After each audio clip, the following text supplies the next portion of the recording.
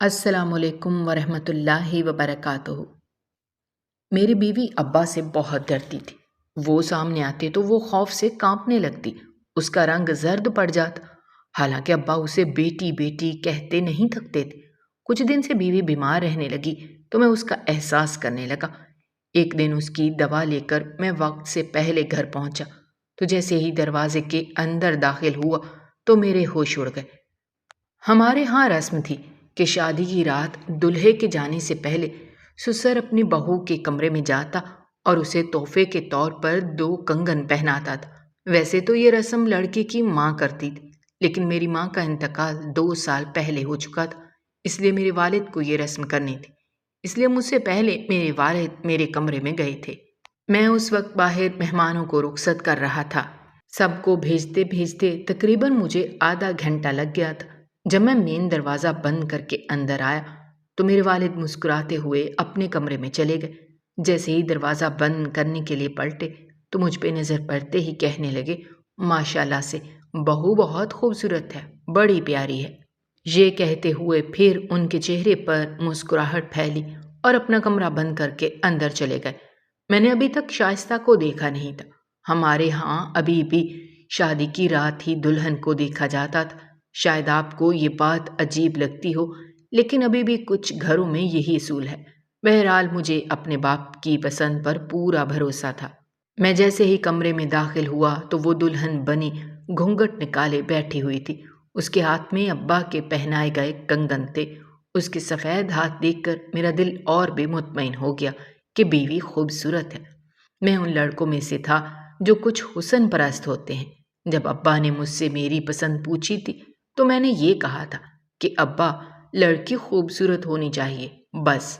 और उसके सफ़ेद मोमी हाथ देखकर खुद ब खुद मेरे चेहरे पर मुस्कुराहट सज गई थी। लेकिन जैसे ही मैं शाइस्ता के सामने बैठा मैंने नोट किया कि वो पूरी की पूरी कांप रही थी। हालांकि सर्दियों का मौसम भी नहीं था। मैंने जैसे ही उसका घूंघट उठाया तो तवातर से उसके आंसू बह रहे थे। मैं हैरान हुआ था कि उसे क्या हुआ है। रुखसत होते हुए ना तो उसके हाथों पर कोई लर्जा था, ना ही उसके हाथ बर्फ की मानद ठंडे थे। बड़ी मुतमईन वो मेरे साथ बैठी थी। मैंने कहा, शाइस्ता, मेरा ये कहना था कि वो बुरी तरह से अचंभे में आई थी और चौंक गई थी, फिर सटपटाई हुई पीछे हट गई। मैं तो उसकी बदहवासी देखकर बहुत हैरान हुआ था। मैंने कहा, क्या हुआ? तो कहने लगी, वो आपके अब्बा वो। मैंने कहा, क्या हुआ मेरे अब्बा को? तो एकदम चुप सी हो गई और नफ़ी में सर हिलाने लगी। मैंने कहा, देखो, मेरे वालिद तुम्हारे भी वालिद की जगह हैं। असल में अम्मा का इंतकाल हो गया है ना, इसलिए उनको रस्म करनी पड़ी। फिर मैंने उसका हाथ पकड़ा और उसके पहने हुए कंगन देखने लगा। मैंने कहा, ये मेरी अम्मा के हैं और उन्हें मेरी दादी ने पहनाए थे। खैर, मुझे ये तो नहीं पता कि ये कंगन कितने पुराने हैं, लेकिन मेरी दादी को भी उनकी सास ने पहनाए थे। ख़ानदानी कंगन हैं, इन्हें उतारना मत। वो अभी भी बार बार दरवाजे की तरफ न जाने क्यों देख रही थी। मैंने दरवाजे की तरफ देखा। मैंने कहा, क्या देख रही हो? तो वो कहने लगी, कुछ नहीं, कुछ नहीं। बहरहाल मैंने जेब से रोनमाई की अंगूठी निकाली और शाइस्ता को पहना दी। लेकिन पता नहीं क्यों उसके चेहरे की हवाइयाँ उड़ी हुई थी। बार बार दरवाजे की तरफ देख रही थी, जैसे उसे किसी के अंदर आने का खौफ हो। मैं उसके चेहरे को बड़े गौर से देखने लगा। ऐसा लग रहा था जैसे कोई चोर या डाकू अंदर आने वाला है। कभी रोशनदान देखती, कभी खिड़कियां देखती। मैंने कहा, क्या देख रही हो? कहने लगी, वो रोशनदान ऊपर से खुला हुआ है। मैंने कमरे के ऊपर देखा। मैंने कहा, वो तो हमेशा खुला रहता है। कहने लगी, प्लीज़ इसे बंद कर दें। मैंने कहा, मैं कैसे बंद करूं? ये सुनकर उसने तकिया दिया और कहने लगी, ये रख दें। मुझे उसकी घबराहट समझ में नहीं आ रही थी। मैंने कहा, तुम्हें किस चीज़ का डर है? वो कहने लगी, मुझे मुझे लगता है यहाँ से कोई देख रहा है। मैंने कहा, क्या हो गया है तुम्हें शाइस्ता? कोई रोशनदान से क्यों देखेगा? मेरे घर में कोई ऐसा नहीं है। मेरे वालिद हैं जो सो चुके हैं। छोटा बहन भाई कोई है नहीं, और होता भी तो क्यों देखता? कहने लगी, मुझे डर लग रहा है, वहां से कोई देख रहा है। बहरहाल मैं उसके वहम को दूर करने के लिए उठा, कुर्सी रखी اور تکیا لے کر روشن دان میں پھنسا دیا۔ اس کے بعد بھی میں جیسے ہی کمرے کی لائٹ بجھانے لگا تو وہ کھڑی ہو گئی، پردہ ہٹا کر کھڑکیوں کے باہر جھانکنے لگی۔ میں نے کہا کیا دیکھ رہی ہو؟ کہنے لگی لگ رہا ہے کہ کوئی ہے۔ میں نے کہا یہ کیا تماشا بنا رکھا ہے، میرے سارے موڈ کا ستیہ ناش کر رہی ہو، کوئی نہیں ہے یہاں۔ لیکن وہ گھبرائی ہوئی تھی، کھڑکی کھول کر دائیں بائیں دیکھنے لگی۔ اس نے چٹکنی لگا دی، پھر پردے بھی اچھے طریقے سے کھڑکیوں کے سامنے کر دیے، پھر واش روم کا دروازہ دیکھنے لگی، پھر تیز تیز چلتی ہوئی واش روم کے دروازے تک پہنچی۔ میں حیرت سے اس کی یہ ساری حرکتیں دیکھ رہا تھا۔ واش روم کا دروازہ کھول کر وہ واش روم کا پورا جائزہ لینے لگی۔ میں نے کہا تمہیں ہوا کیا ہے، کیا دیکھ رہی ہو؟ کہنے لگی یہ واش روم میں سوراخ کیسا ہے؟ واش روم کی دوسری جانب کیا ہے؟ میں چلتا ہوا واش روم کے پاس گیا، دیکھا تو ایک سوراخ تھا۔ پہلے تو میں نے بھی کبھی غور نہیں کیا تھا۔ میں نے دیکھا تو واش روم کے ایک کونے میں کچھ سیمنٹ اترا ہوا تھا، بیچ میں کچھ سوراخ نما چیز تھی، لیکن دیوار ہی تھی۔ میں اسے کہنے لگا تم یہ سب کیا دیکھ رہی ہو؟ کہنے لگی پلیز جمال اسے بند کر دیں۔ میں نے کہا دماغ خراب ہے تمہارا، شادی کی رات میں سیمنٹ لے کر یہ سوراخ بند کروں؟ کہنے لگی پلیز کر دیں، یہاں سے کوئی ہمیں دیکھ سکتا ہے۔ میں نے کہا ادھر آؤ تم۔ میں نے اس کا ہاتھ پکڑا اور اسے بیڈ پر لا کر بٹھا دیا۔ مجھے سمجھ نہیں آ رہا تھا کہ آج کی رات اسے ہوا کیا ہے۔ بار بار گھبرا رہی تھی، بار بار پورے کمرے کا جائزہ لے رہی تھی، ایک ایک کونا دیکھ رہی تھی۔ شاید وہمی قسم کی تھی، حالانکہ ایسے وہم لڑکوں کو زیادہ ہوتے ہیں۔ بہرحال میں اس سے کچھ اپنی باتیں کرنے لگا، گھر کے ماحول کے بارے میں بتانے لگا کہ میری والدہ نہیں ہے، اسی لیے سب کچھ تمہیں جلدی سنبھالنا پڑے گا۔ لیکن میں نے نوٹ کیا کہ وہ میری باتیں غائب دماغی سے سن رہی ہے، بس کمرے کو ٹکر ٹکر دیکھے جا رہی ہے، جیسے پتہ نہیں کمرے میں کون سا شگاف تلاش کر رہی ہو۔ میں نے کہا شائستہ پلیز مجھے دیکھو، ادھر ادھر کیا دیکھ رہی ہو؟ میں نے اس کا رخ اپنی جانب کیا، پتہ نہیں اسے کیا پریشانی تھی۔ بہرحال صبح سویرے جب میری آنکھ کھلی تب تک وہ سادہ لباس پہنے اپنے بالوں میں کنگھا کر رہی تھی۔ میں نے دیکھا ابھی بھی اس کے چہرے پر بدحواسی سوار تھی۔ میں نے کہا کہ ناشتہ میں بازار سے لے آتا ہوں۔ میں بھی اٹھ کر بیٹھ چکا تھا۔ کہنے لگی نہیں میں بنا لوں گی، کوئی بات نہیں۔ میں نے دیکھا کہ جیسے اس کی آنکھوں کے کنارے جلدی سے اس نے صاف کیے تھے، پھر اپنے بالوں کو باندھ کر فٹافٹ سے خود پر دوپٹہ لپیٹا، اپنا پورا سر اور بال چھپا لیے۔ دوپٹہ کافی بڑا تھا، وہ آدھی سے زیادہ چھپ چکی تھی۔ پھر کمرے سے باہر چلی گئی، لیکن بے حد نروس سی تھی، میک اپ تک نہیں کیا تھا۔ میں بھی نہانے چلا گیا۔ فریش ہو کر کمرے سے باہر نکلا تو وہ کچن میں سارے کیبنٹ کھول کر چیزیں ڈھونڈنے اور دیکھنے کی کوشش کر رہی تھی کہ کہاں کیا رکھا ہے، لیکن ساتھ ساتھ میں نے دیکھا کہ وہ دوپٹے کے پلو سے آنسو صاف کر رہی تھی، پتہ نہیں کیوں، حالانکہ میں نے تو اس کی ساتھ بڑی محبت سے اس رشتے کا آغاز کیا تھا۔ میرے دل میں اسے دیکھ کر عجیب سے وسوسے اور سوالات سے اٹھنے لگے کہ آخر وہ رو کیوں رہی ہے؟ ایسا تو نہیں تھا کہ اسے اپنے گھر والوں کی یاد ستا رہی تھی، شاید شادی کی پہلی صبح کام کر پڑ رہا ہے، اس لیے برا لگ رہا ہوگا۔ لیکن میں نے تو کہا تھا کہ میں ناشتہ لے آتا ہوں۔ بہرحال میں کچن میں آ گیا۔ میں نے کہا کیا کر رہی ہو؟ کہنے لگی نہیں کچھ نہیں، دیکھ رہی ہوں کہ کہاں کیا پڑا ہے۔ میں نے کہا بھی کہ مجھے بہت برا لگ رہا ہے، تم باہر بیٹھو، میں نے ناشتہ لے آتا ہوں۔ لیکن وہ کہنے لگی نہیں کوئی بات نہیں، میں بنا دوں گی۔ جب تک اس نے ناشتہ بنایا میرے والد بھی اٹھ گئے تھے، وہ بھی ٹیبل پر بیٹھ گئے۔ کہنے لگے واہ بھائی، میری بیٹی نے تو آتے ہی کچن سنبھال لیا۔ اس وقت شائستہ ناشتہ ٹیبل پر لگا رہی تھی۔ مجھے برا یہ لگا کہ اس نے میرے والد کو سلام نہیں کیا تھا، نہ سر پہ پیار لیا، بلکہ انہیں دیکھتے ہی اس نے ماتھے پر بل ڈال لیے تھے۔ چہرے کی رنگت پھر سے اڑنے لگی تھی۔ وہ میرے برابر بیٹھ گئے۔ میں نے کہا شائستہ ابا جی کو سلام کرو، تو نظریں جھکائے اس نے سلام کیا۔ ابا جی کہنے لگے وعلیکم السلام، جیتی رہو سدا سہاگن رہو۔ لیکن شائستہ کے ماتھے کے بل ٹھیک نہیں ہو رہے تھے، پتہ نہیں کیا۔ میں نے غور کیا تو اس کے ہاتھ پر لرزہ سا طاری تھا، اس نے ٹھیک سے کچھ کھایا بھی نہیں تھا، بس چائے کے گھونٹ بھر رہی تھی۔ میرے والد نے کہا، بیٹا تم ٹھیک سے کھاؤ، یہ تمہارا ہی گھر ہے۔ لیکن اس نے کوئی جواب نہیں دیا۔ مجھے اس کی یہ بات بہت بری لگ رہی تھی۔ آخر ایسا بھی کیا تھا؟ میرے والد گھر کے بزرگ تھے اور واحد بزرگ تھے، وہ کیوں میرے والد کو نظر انداز کر رہی تھی؟ یہاں تک کہ ان کی بات کا جواب تک نہیں دے رہی تھی۔ بہرحال رات کو چھوٹا سا ولیمہ کیا گیا، جہاں پہ اس کے گھر والے بھی آئے تھے۔ پتہ نہیں اپنی ماں کو دیکھ کر وہ یوں لپٹی جیسے پتہ نہیں کیا ہو گیا ہو، پھر رونے لگی۔ اس کی والدہ کہنے لگی، تمہیں کیا ہوا ہے؟ ارے ولیمے کا جوڑا پہن رکھا ہے، میک اپ کیا ہوا ہے، رو کیوں رہی ہو؟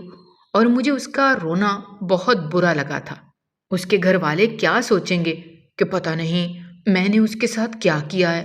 بہرحال ولیمہ بے گزر گیا، لیکن جب بھی میں کمرے میں آتا تو وہ بڑی نروس ہو جاتی، گھبرائی گھبرائی سی رہتی تھی۔ کمرے کا دروازہ بھی بند ہوتا تھا۔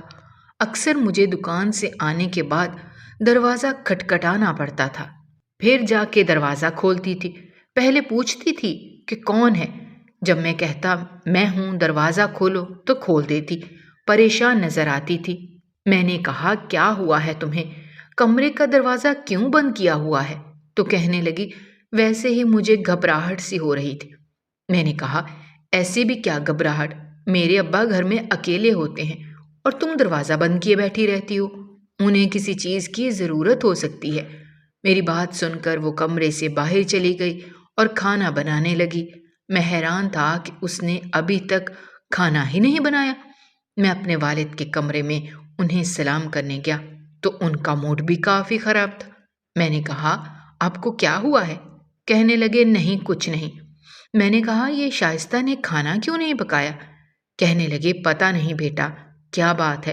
جب سے تم دکان جانے لگے ہو، اس لڑکی کی عجیب و غریب حرکتیں شروع ہو گئی ہیں۔ مجھے دیکھتے ہی ماتھے پر بل ڈال لیتی ہے، اپنے کمرے میں جا کے دروازہ بند کر دیتی ہے۔ پتہ نہیں کیا مسئلہ ہے اس کے ساتھ۔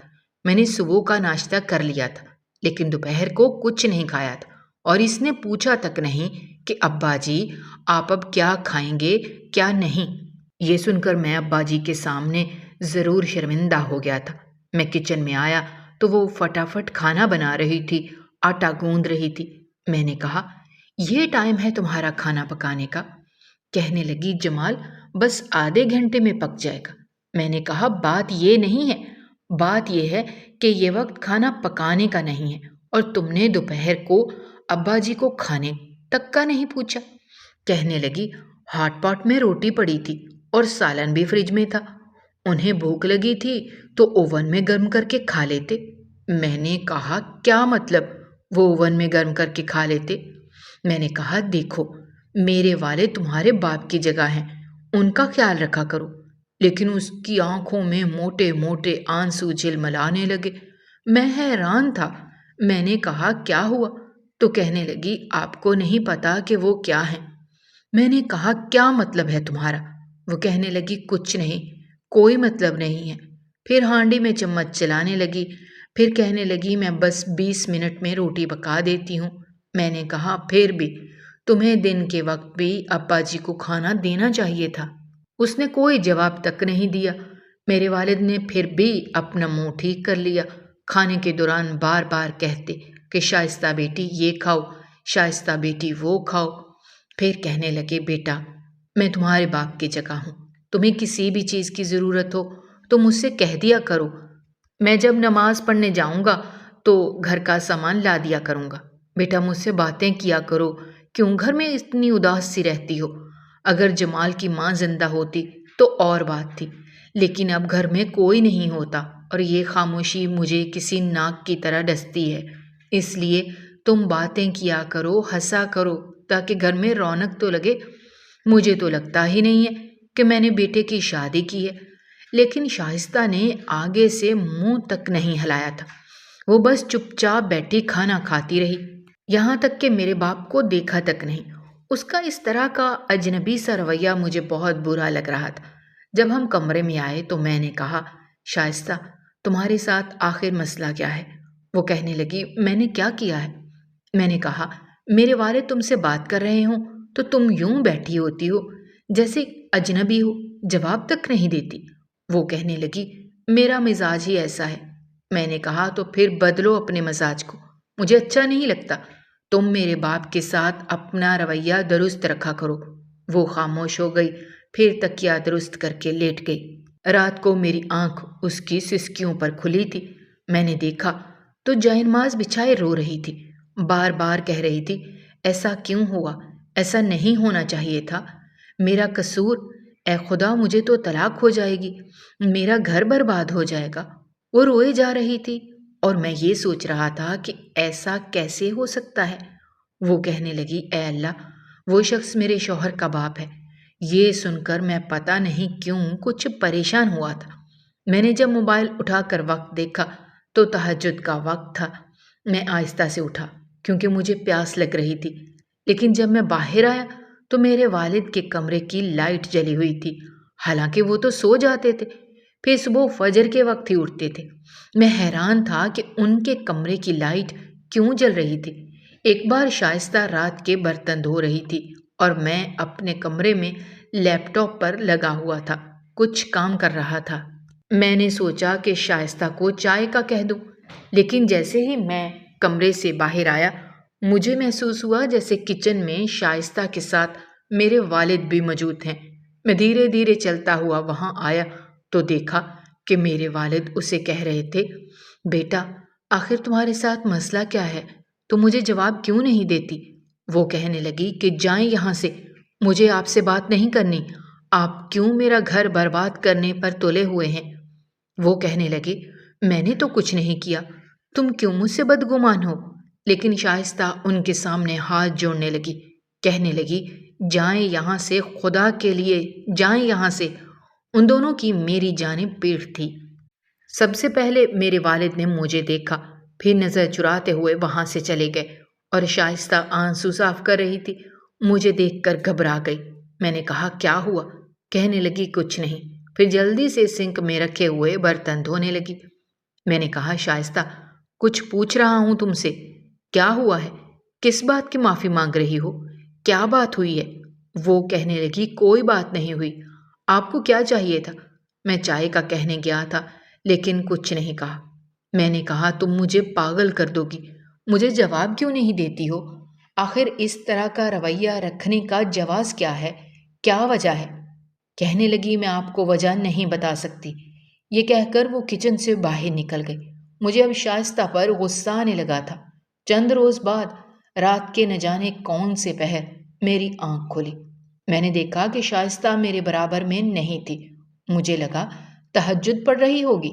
میں نے دیکھا تو وہ کمرے میں بھی نہیں تھی، حالانکہ کمرے سے باہر تو جاتی نہیں تھی، بہت کم جاتی تھی۔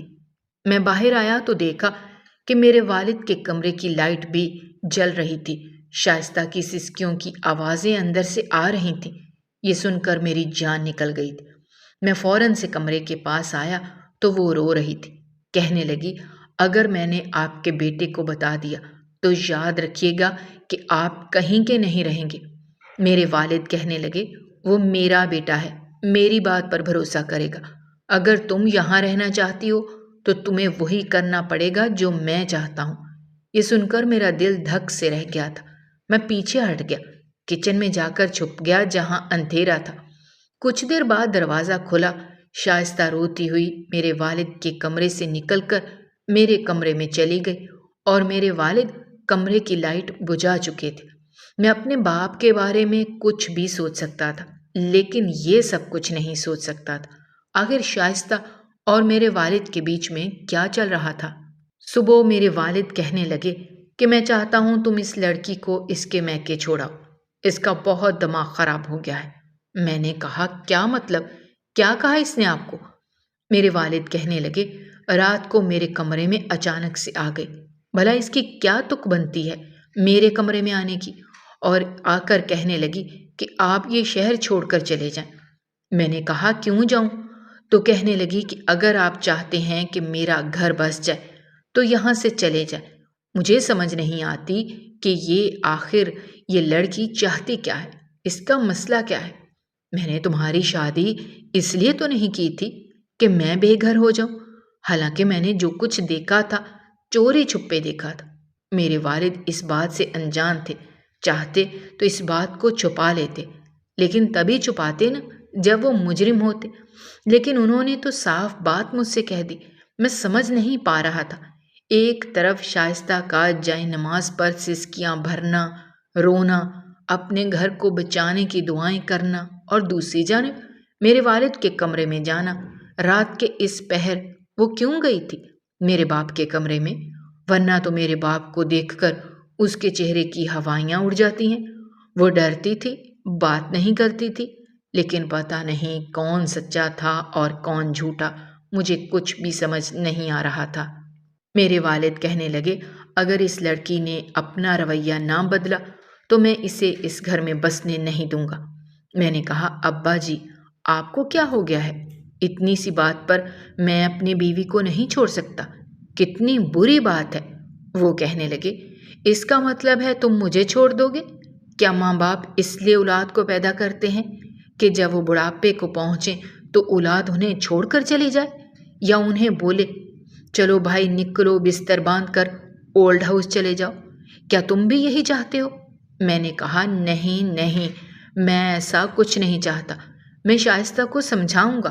وہ کہنے لگے، تو سمجھاؤ نا، کب سے تمہیں کہہ رہا ہوں کہ اسے سمجھاؤ کہ ویسے رہے جیسے رہنا چاہیے۔ نہ یہ مجھے کھانا پوچھتی ہے، نہ مجھ سے سیدھے منہ بات کرتی ہے۔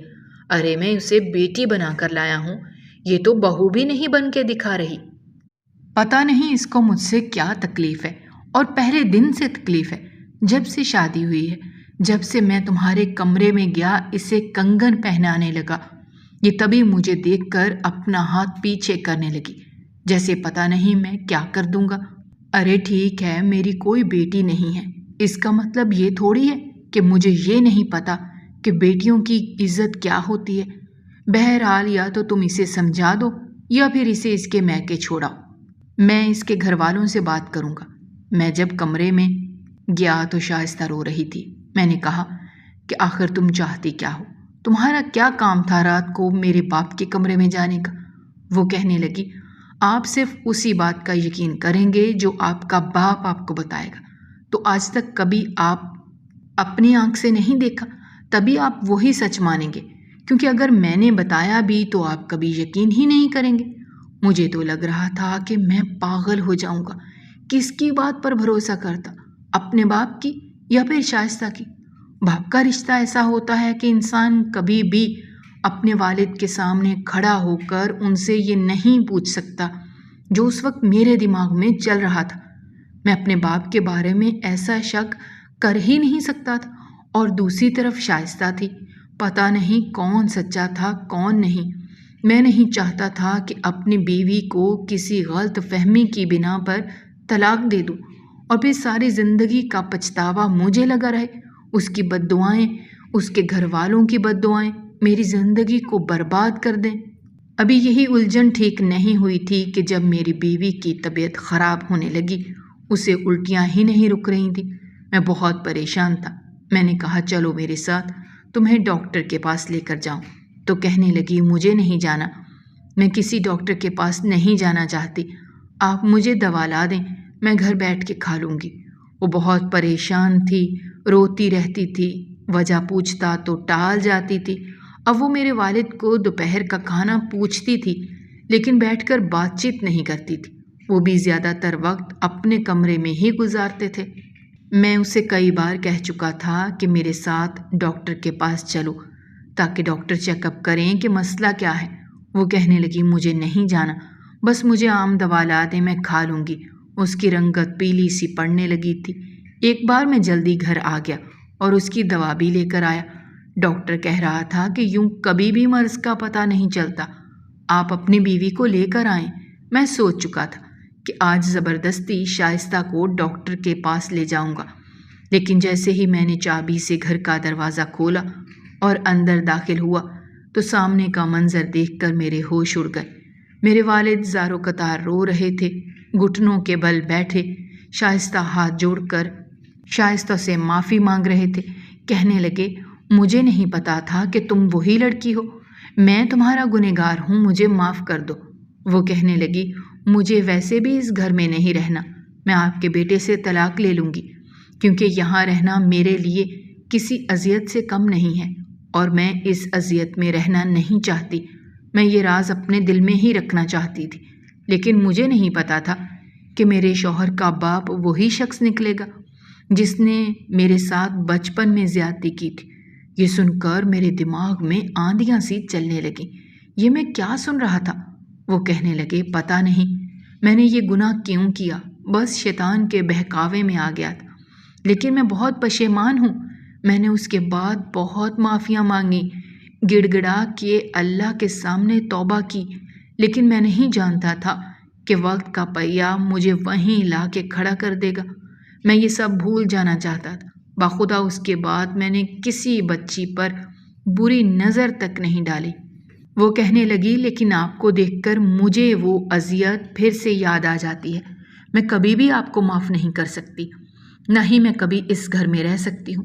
میں نے بہت چاہا، اللہ سے رو رو کر دعا بھی مانگی۔ میں نہیں چاہتی کہ میرا شوہر مجھے طلاق دے دے، لیکن میرے لیے اس سے بڑی اذیت یہ ہے کہ میں آپ کو دیکھوں اور آپ کو باپ جیسا درجہ دوں۔ میں یہ نہیں کر سکتی، میرے اختیار میں ہی نہیں ہے۔ وہ کہنے لگے، تم فکر مت کرو، میں یہاں سے چلا جاؤں گا، لیکن تم بس مجھے معاف کر دو۔ میں الٹے قدم گھر سے باہر نکل چکا تھا۔ ان دونوں نے مجھے نہیں دیکھا تھا، لیکن جو حقیقت میں جان چکا تھا، میری سمجھ میں نہیں آ رہا تھا کہ میں کیا سن رہا ہوں اور کس کے بارے میں سن رہا ہوں۔ شاید اسی لیے شائستہ ہر وقت میرے باپ سے ڈری ڈری رہتی تھی، کیونکہ اسے اپنا ماضی یاد آتا تھا۔ پتہ نہیں انسان شیطان کے بہکاوے میں آ کر ایسا کیوں کر جاتا ہے کہ جس کی تلافی ساری زندگی نہیں ہوتی، بلکہ وہ گناہ اس کے سامنے ایک ایسی سزا بن کر آتا ہے کہ جسے نہ صرف وہ سہ سکتا ہے اور نہ ہی بھول سکتا ہے۔ کچھ دیر بعد میں نے اپنے آنسو صاف کر کے گھر کا دروازہ کھٹکھٹایا۔ دروازہ شائستہ نے ہی کھولا تھا۔ وہ رو رہی تھی، لیکن اب اس کے رونے کی وجہ میں جان چکا تھا۔ میں نے کوئی سوال نہیں کیا۔ اگلی صبح جب میرے والد کمرے سے باہر آئے تو ان کی آنکھیں بھی متورم تھیں۔ کہنے لگے، میں سعودی عرب اپنے بھائی کے پاس جانا چاہتا ہوں، تم ویزے اور ٹکٹ کا انتظام کرا لو۔ جب تک میں نہ کہوں مجھے واپس مت بلانا۔ میں نے کوئی جواب نہیں دیا، چپ چاپ اپنے باپ کو سعودیہ بھجوا دیا۔ شاید انہیں یہ لگ رہا ہوگا کہ اللہ کے گھر کے سامنے وہ توبہ کریں تو ان کا یہ گناہ معاف ہو جائے، لیکن یہ تبھی ہو سکتا تھا جب شائستہ انہیں معاف کر دے۔ میں نے شائستہ کے ساتھ اپنا رویہ بہت اچھا رکھا تھا، اس کا بہت خیال رکھتا تھا، کیونکہ جو کچھ میرے باپ نے اس کے ساتھ کیا تھا اس کی تلافی تو ہو ہی نہیں سکتی تھی۔ بہرحال جب ماہ بعد ہی میرے باپ کا انتقال ہو گیا، تب میں نے یہاں شائستہ سے کہا تھا کہ اگر میں تم سے کچھ مانگوں تو کیا مجھے دو گی؟ کہنے لگی، کہیں کیا چاہیے؟ میں نے کہا، میرے باپ کو معاف کر دینا۔ یہ سن کر اس نے حیرت سے مجھے دیکھا اور میں پھوٹ پھوٹ کر رونے لگا۔ میں نے اس کے دونوں ہاتھ پکڑ لیے۔ میں نے کہا، میں اس دن تمہاری اور اپنے باپ کی باتیں سن چکا تھا۔ وہ پتھرائی ہوئی آنکھوں سے مجھے دیکھ رہی تھی۔ میں نے کہا، تم دل سے انہیں معاف کر دو، میں ساری زندگی تمہارا احسان مند رہوں گا۔ وہ بھی رو رہی تھی، لیکن کہنے لگی کہ آپ کی خاطر میں نے آپ کے باپ کو معاف کیا۔ ایسا حوصلہ شاید ایک عورت ہی رکھ سکتی ہے، کوئی مرد نہیں۔